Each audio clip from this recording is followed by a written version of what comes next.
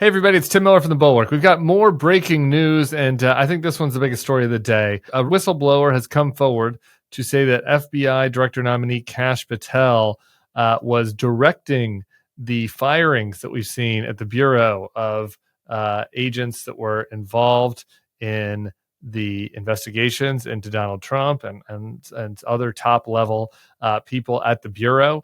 We discussed these firings and the implications with Andrew Weissman in another video. If you missed that a while back, I'd recommend going back and checking that out. He was the former general counsel of the FBI. But the reason why this is a doozy, if the whistleblower statements are true, and I think there's good reason to believe they are, is that Kash Patel, it would mean that Kash Patel perjured himself when he was asked about this directly during his confirmation hearing. And when this Q&A happened, my spidey sense went up immediately because it just beggared belief that there would be a purge at the FBI, that some advisory team would come in and recommend a bunch of high-level firings, and that the person that Trump nominated to run the Bureau wouldn't have been involved in that. Like it didn't make any sense to believe like that could have been true,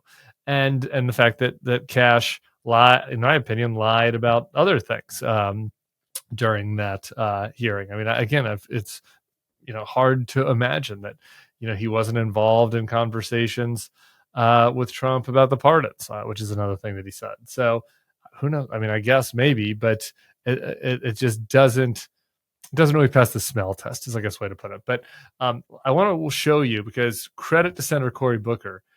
He asked this question in a very direct manner. Almost, I don't know if Cory's spidey sense was up as well, or if maybe they had a sense that this was coming. He really cornered Kash on this question of whether he was involved in the hirings.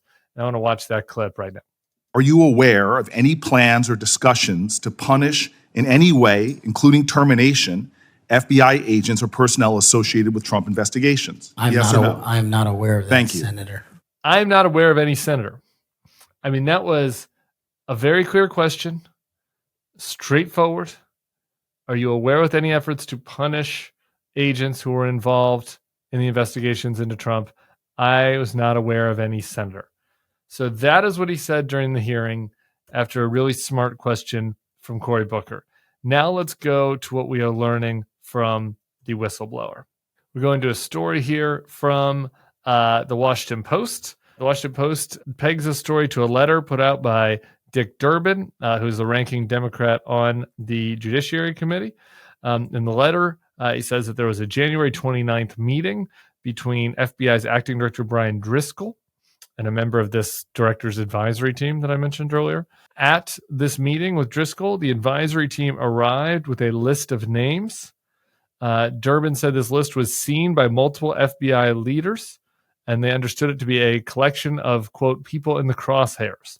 The senator said he'd reviewed notes taken during a meeting that same day between top FBI leadership and acting Deputy Attorney General Emil Bove. This guy has been really the central figure from the legal side in advancing these purges, not just at the FBI, but at the DOJ and of inspectors general and elsewhere. So Emil Bove was this very key figure at the DOJ, was having a meeting with FBI leadership.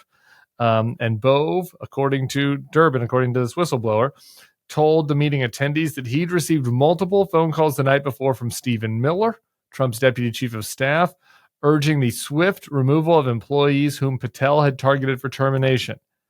KP wants movement at FBI, one attendee purportedly wrote in the notes Durbin reviewed. Let's do that again. KP, Kash Patel, wants movement at the FBI.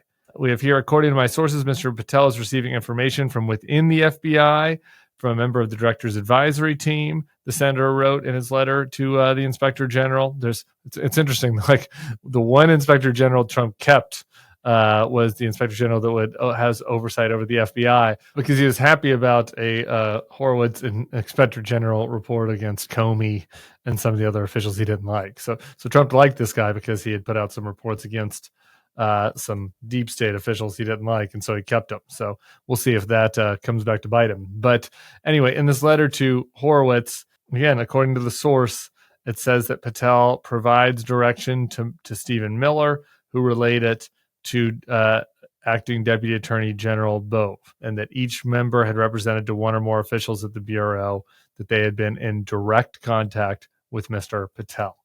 Again, at some point this is obvious, right? It's like, really? Like they were just going rogue. They hadn't talked to Kash. They couldn't wait 2 weeks. They're just going to go start firing top officials at the FBI without telling him. I put yourself in Kash's shoes. Maybe they fired 7 top guys and Kash liked one of them. Even if you're in Kash's shoes and you're being corrupt, maybe you liked one of them, right? You wouldn't go do this and have this broad purge of key people at the Bureau without talking to the person that was nominated to lead the Bureau. It just didn't make any sense. Their story didn't make any sense from the start. And it seems like the reason it didn't make any sense from the start is because it wasn't true. And that Patel was involved, and that he was telling Bove and the people on the FBI advisory board who he wanted to be removed from the Bureau. So we'll see how this shakes out. The hearing, for Patel had been pushed back because the Democrats, I assume, were kind of gathering information about this, and the Democrats had asked for it to be pushed back. So we're going to have a vote on him possibly by as soon as the end of this week. We'll see if there are additional delays, but it's a pretty interesting breaking news story, to say the least. The idea that the incoming director of the FBI would have potentially perjured himself in testimony about firing underlings at the FBI, or about his involvement in the firing of underlings at the FBI out of retribution on behalf of the president.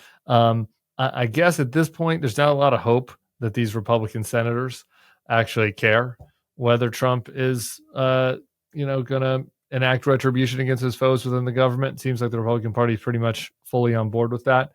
But I do wonder if any of these Republicans might, feel a tinge of concern about just how easily this person lied to their face. I would wonder if I was one of the, Republican senators who still was trying to act responsibly at some level, whether I could in good conscience put in place at the head of the FBI somebody that came in front of my committee and just bald-faced lied to my face. Not about a random thing, not about something from his past, but about his plans to purge the Bureau. To me, that would seem like that is somebody that you could not trust, that you could not entrust with a position of public responsibility as great as FBI director. Whether any of these Republicans stir themselves from their slumber enough to get outraged about that remains to be seen. You certainly won't win any money betting on Republicans to show some spine, but I do think that Kash Patel has created some trouble for himself. And, the conventional wisdom for a while is that, he was on a glide path to confirmation, and Tulsi Gabbard was the one that maybe some Republicans would try to stand in the way of. And now I think we've seen that flipped. We'll see Tulsi Gabbard confirmed before Patel, certainly. I still suspect that Patel will be confirmed, but I think there'll be much more to come on this story. And I'll be covering this at greater length tomorrow on the podcast with one of the reporters who's on this beat. So look forward to you back here then. Subscribe to the feed, and we'll be talking to you again soon.